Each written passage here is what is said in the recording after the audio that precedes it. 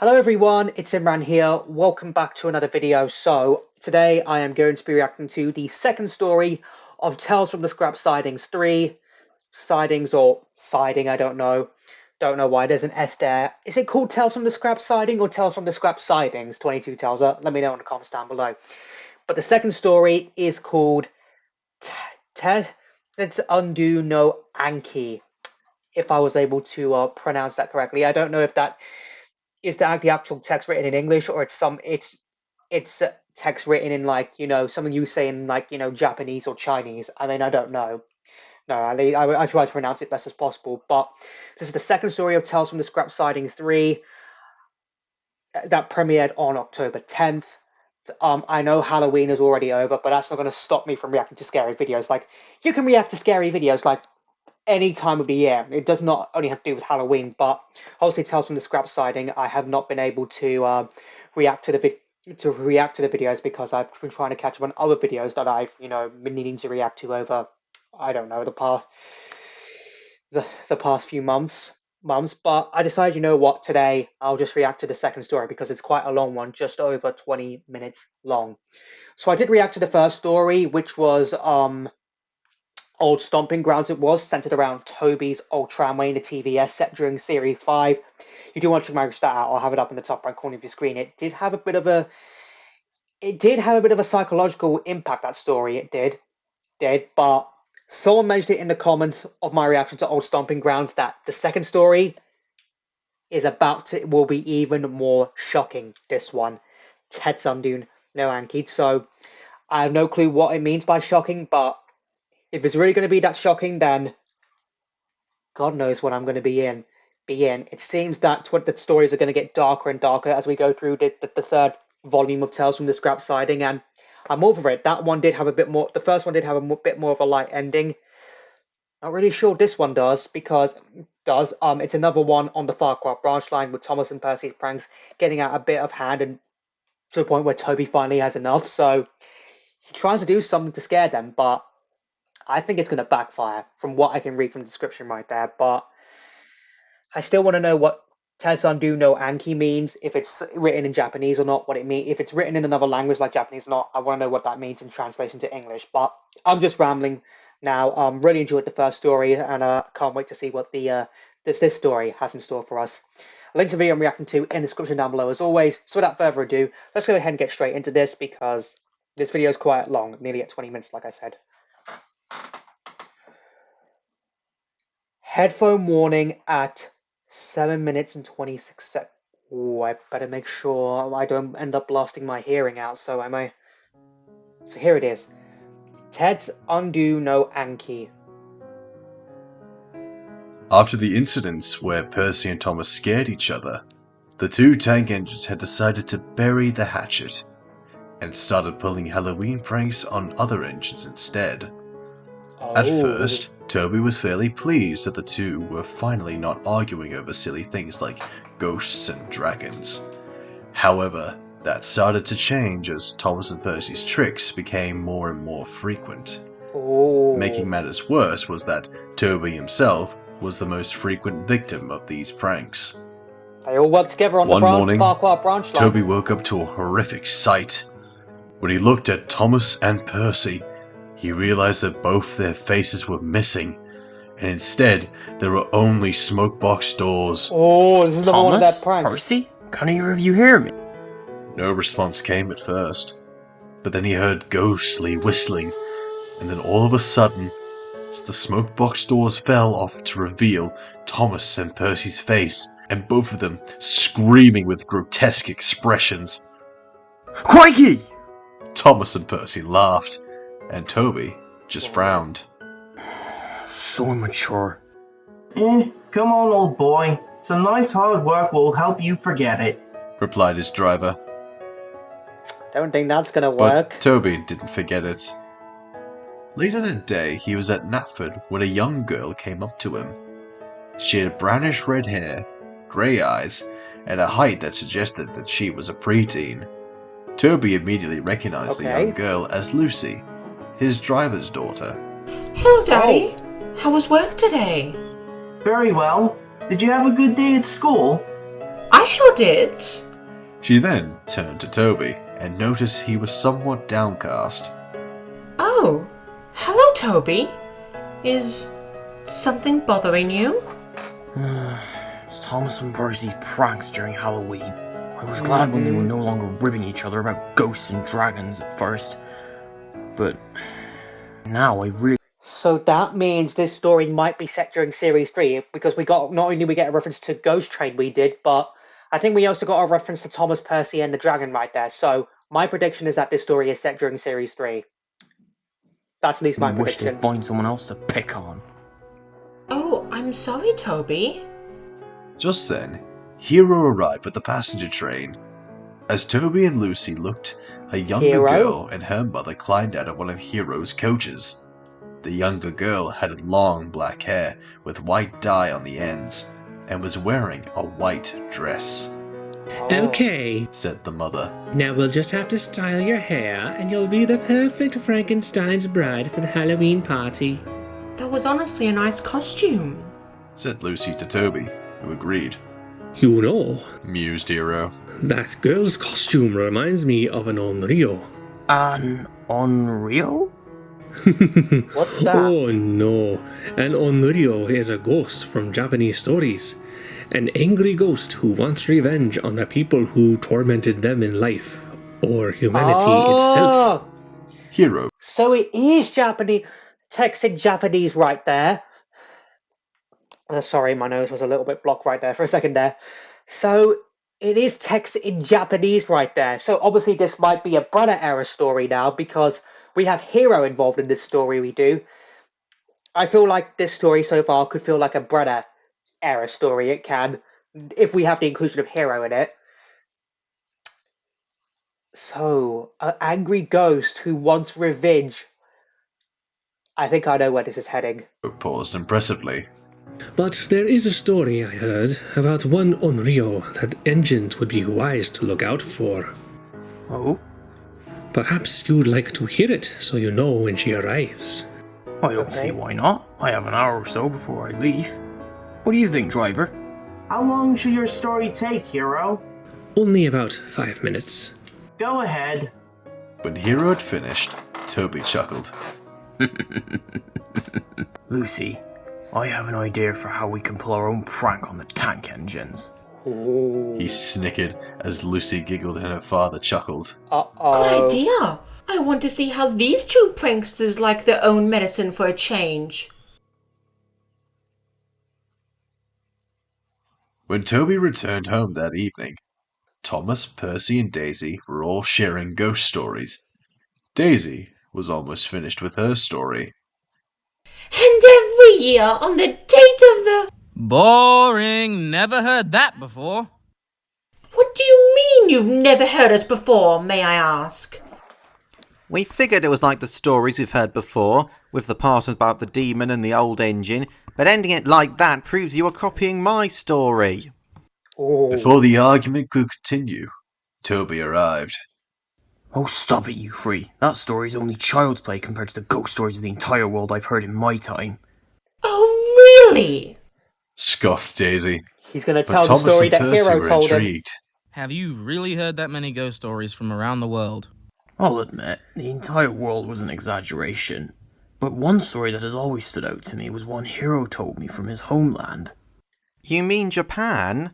Toby looked at Percy, as if to nod yes, as he began his story. What did Hero tell him? Around the turn of the century, a young girl named Akane Hitaka lived in a rural Japanese town. Her town, like many rural ones in Japan at the time, relied on the railway as its main link to the outside world, due to the underdeveloped road Right, just system. under 2 minutes until the headphone warning. Every day, Akane and her friends would walk to school along the branch line that linked her town with the city of Yokohama. The line ran within the walking distance of the school, so they found it was the easiest way for them to remember where they were going. To avoid getting hit Okay, let me just rewind that. I wasn't paying attention. every day, Akane and her friends would walk to school along the branch line that linked her town with the city of Yokohama. Why would you walk on the The tracks? line That's ran dangerous. within the walking distance of the school, so they found it was the easiest way for them to remember where they were going. To avoid getting hit if a train came by, Akane and her friends would walk alongside the tracks rather than directly on them. Oh. This was more than a bit dangerous, but they figured it was worth it since the path along the railway was quicker than any that followed an actual road. Okay. Unfortunately though, this would prove to be a severe mistake for Akane. Uh-oh. One day, Akane received a leaf green kimono as a gift. She loved it so much she decided to wear it to school the next day. When it was time to go, however, Akane walked on the tracks themselves because it had rained the night before, and she didn't want to get the kimono too dirty. Here we Then, come. as the friends were nearing the school, Akane suddenly stopped after feeling a strange tug. But the kimono had snagged onto a railway spike, Oh, and shoot. Akane couldn't move without possibly causing it to tear. Don't worry. She said to her friends. It's 8:45, so the 8:30 passenger train has already passed. So I should be able to get it unsnagged don't say that. myself without worrying. If I'm late and the teacher asks, just tell her what happened. That headphone warning's about to come. Akane's friends agreed to her plan, and Akane set to work trying to unsnag the kimono. Tragically, none of the girls had been aware that the 8:30 passenger train was running late.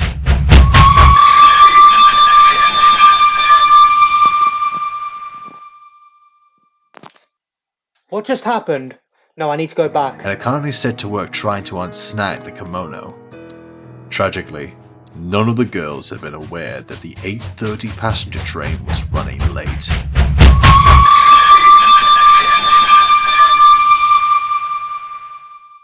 She just got run over?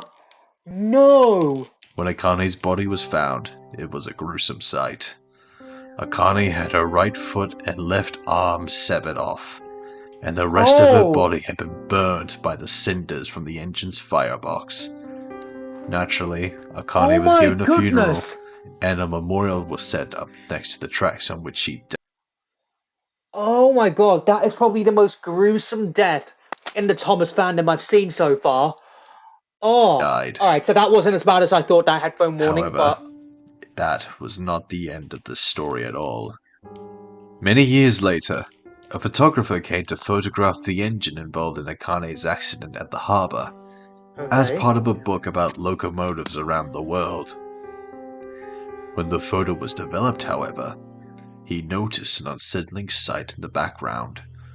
The figure of a girl in a green kimono, with its bottom half stained in blood, seemingly no left arm, and her face black to the point that her features were impossible to make out. What?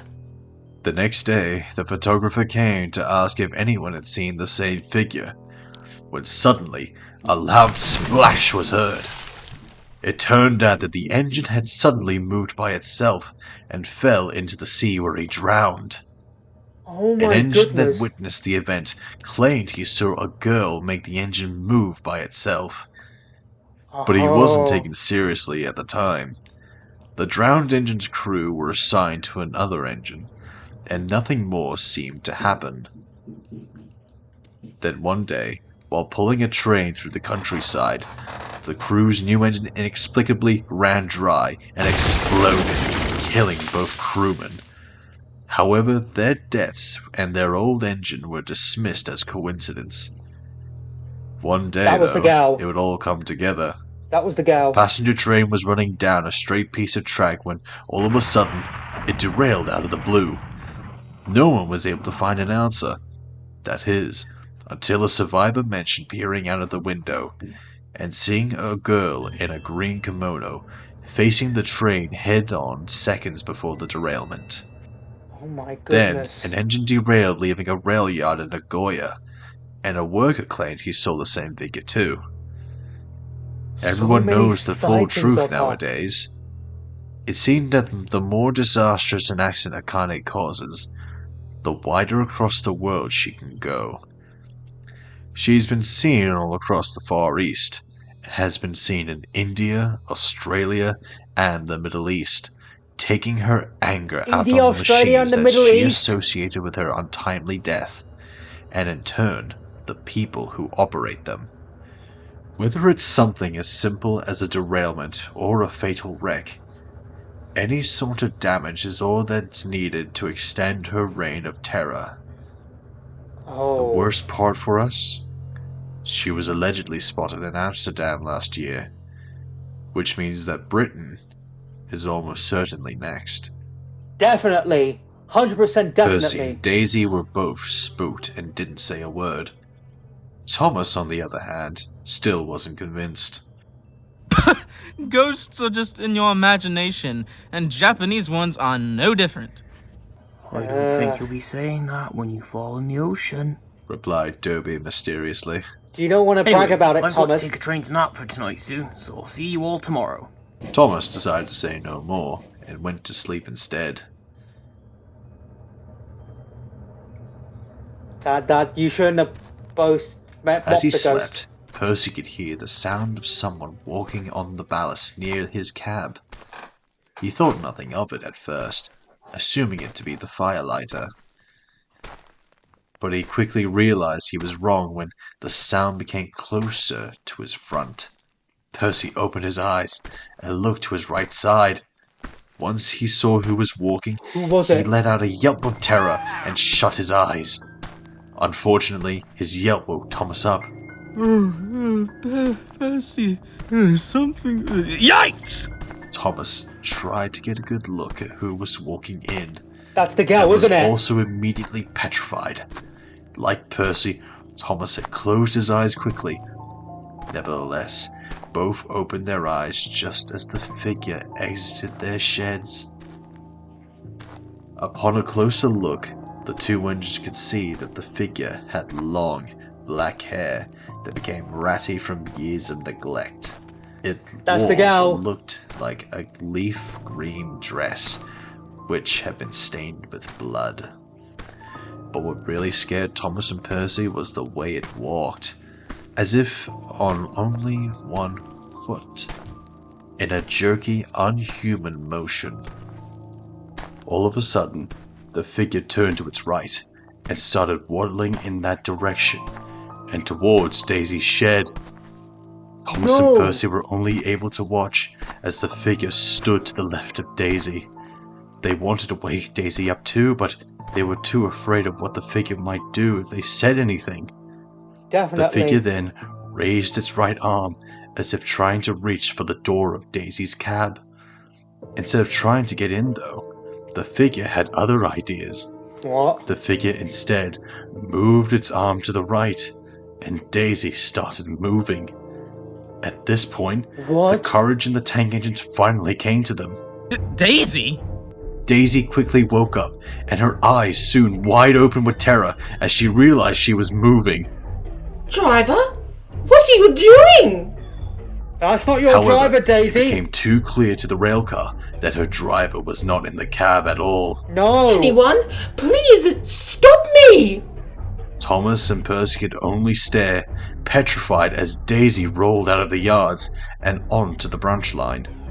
Daisy had no idea how long she seemed to run under her own power.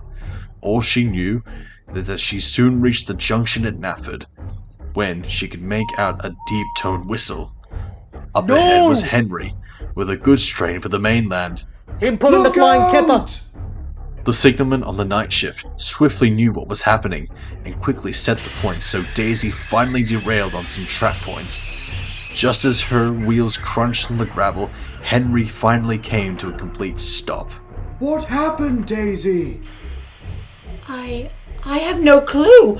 Stammered Daisy, still shaken by her near miss. I honestly don't. Back at the sheds at Farquhar, Thomas and Percy were still shaken at what they had just seen. Thomas, do you think Daisy will be alright in the end? I can't say for sure, but if I had to guess, we'd know if something did happen quickly. Just sleep some more. Percy quietly agreed, and both engines went nervously to sleep. I hope that isn't the end of the story right there. That same sound of a person stepping on ballast woke Thomas and Percy up, and both stared at each other in silent terror. They then looked down and realized it was their drivers. Bad news, you two. Daisy became a runaway and derailed at a trap point near Knapford. Thomas and Percy were both relieved that no harm had come about in the end, Ooh. but were still nervous. The Fat Controller wants you to come and explain what happened last night, to maybe find out why Daisy became a runaway. Yes, sir. When the two engines arrived there, Daisy was already being derailed and had calmed down quite a bit. Some workmen who were on the night shift say you two were awoken when you heard Daisy taking off. Did you maybe see what happened to make Daisy run away like that? We saw some girl in a green blood-stained dress and... It moved Daisy by force! Everyone Yes. stared at Percy. It's true. She never got into Daisy's cab. She only stretched out her arm and Daisy started moving as if the girl was moving something on a shelf. What's all the commotion? It was Toby, and on his footplate were his driver and Lucy, in a green kimono that was stained with what looked like blood. Thomas and Percy were not amused, to say the least. You did this, you little brat! What are you talking about? You're the one who made me run away last night. You're the one who nearly made me crash into Henry. Do you realize how many people could have died because of you? But I was asleep the whole night. Our prank on Thomas and Percy was supposed to happen during the day. What prank? Now he and Percy were even angrier. Toby and his driver sighed. They were supposed to prank them during the day, not at night. So I need to rewind that, okay? Some girl in a green blood... Got into Daisy's cab. She only stretched a shelf. What's all the commotion? It was I need to Toby, rewind that and on his so I can listen to it footplate again were his properly. driver and Lucy, in a green kimono that was stained with what looked like blood. Thomas and Percy were not amused, to say the least. You did this, you little brat! What are you talking about? You're the one who made me run away last night. You're the one who nearly made me crash into Henry. Do you realize how many people could have died because of you? But I was asleep the whole night. Our prank on Thomas and Percy was supposed to happen during the day. What prank? Now So it he was the and girl. Percy were even angrier. Toby and his driver sighed. I'd been tired of all the pranks you two would pull on me around Halloween, so Lucy and I decided to come up with a prank of our own. The plan was that this morning when we got back to Farquhar, Lucy would dress up as that Akani ghost Hero first told us about, and pretend to move one of you while one of your drivers controlled you by a thread tied to your regulator. There was a rather long silence before the Fat Oh. Controller finally spoke up. Well, Toby, I hope this will teach you to understand why certain pranks are considered acceptable on my railway, but not other pranks. That goes Yep. to you too, Thomas and Percy. The Fat Controller then turned to Lucy and her father. As for you, Mr. Warren, I'd like to make it clear that children are not allowed on railway property for a very strong reason. But I never went anywhere on the railway last night. It's true, sir. Lucy was still asleep at 1 a.m., and we planned our prank to happen in the morning. Very well then. Since it's your word, I'll keep the investigation open. But you lot just behave yourselves. Yes, sir. Yep. So it was the Throughout girl the rest itself. of the day, the engines went about their routines, generally keeping to themselves. That is, until they were in the sheds again that night, when Toby was the first to speak up. I'm sorry I tried pulling that trick on you. I didn't mean to cause any accidents or scare you that badly. It's fine. Besides, I personally think it would have been fair to pull a prank of your own after so long. Just then, the yard manager came running up to the engines. Hello? What's this? James came off the line with a passenger train here in Knapford. What? The entire first coach was crushed like an accordion, and we believe most of its occupants are dead. All three of the Farquhar branch line engines What? went pale. We need all hands on deck. So, Thomas and Percy are to collect some trucks to help clear the wreckage. Do they know what caused this wreck? One survivor says that moments before, he saw a figure of a girl standing on the track. The only thing he could see was the person apparently wearing a green and red kimono. Gordon said so too. He was waiting with the express and saw the wreck in the distance. Right? Said Thomas's driver simply. Let's get going. Both engines went out to get the trucks to haul away the wreckage. No one bothered to say anything. They knew what had happened all too well. Tetsundo no Akane had finally reached Sodor. Oh, she definitely has right there. So, oh my goodness, James came off the line, and his first coach was completely crushed right there. I like that transition though between the worker right there and the engines being shocked, but Testo no Arco has made her way to Sodor. It has, and she's bound to be causing trouble on the island. Well, absolute hell on the island right there. Nice. You said this story would shock me, and it definitely did right there. This also took a dim view on walking on, the railway tracks right there. Would this be a good Brenner era episode? I'm now thinking more maybe of a classic series episode. Maybe a classic series episode in the style of the Brenner era, but James coming off the rails and his first carriage being completely crushed, it killed some people. Oh, no. I think it's safe to say we know who was behind that, but there's no point trying to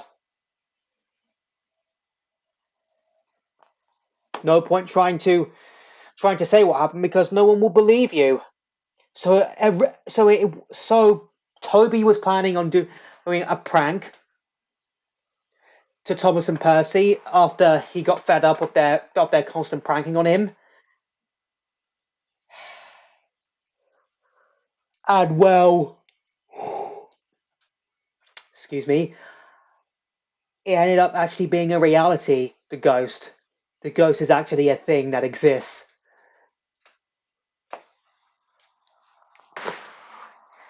I really generally do not know what to say after watching that. All I can say is holy cow. That was petrifying. That was absolutely petrifying. It was right there. I've still got another 3 stories to go because of the 5 in total. Ugh.